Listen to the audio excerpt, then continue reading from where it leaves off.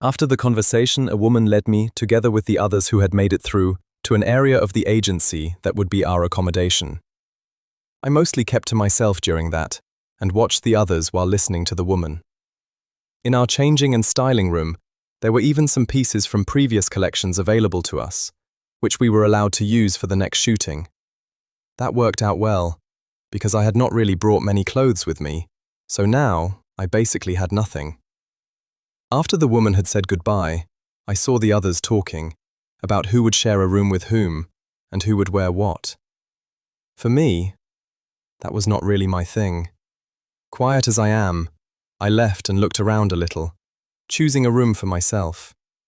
I took the one at the end of the hallway. I would see whether anyone would wander there or not.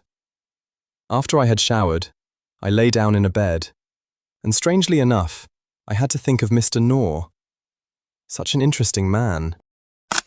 Now it was time for me as well to unwind a little and clear my head again. I enjoy my work very much, but I love my evenings at my favorite bar just as much, not far from my agency. There I can sort my thoughts and simply be an ordinary man. My secretary took care of the rest.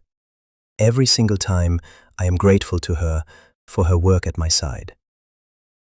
So I left my agency and enjoyed the fresh spring air on my way to the bar.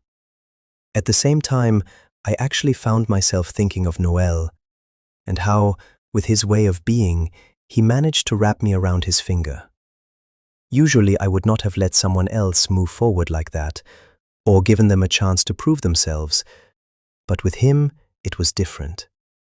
I truly could hardly wait to see him at the shooting.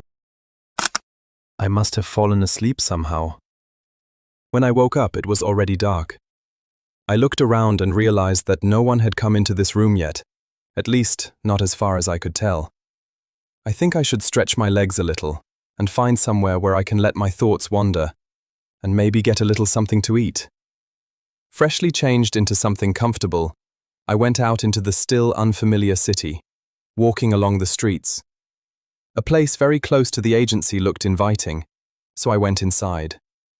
It was more of a bar than a restaurant, but they also had a snack menu, so I chose a seat somewhere away from the larger crowd of people and ordered something to drink and something from the snack menu. Actually, it is a very nice bar, well visited, but not too crowded. I can easily imagine Mr. Nohr coming here often. I do not know why, but that thought simply came to me for no reason. And so I would not keep thinking about it, or think about him more. I started thinking about the upcoming shooting instead, what I would wear, how I would pose, or rather, how people even do shooting poses at all. In the end, I think natural is best. When I arrived at the bar, I walked toward my usual seat in the lounge.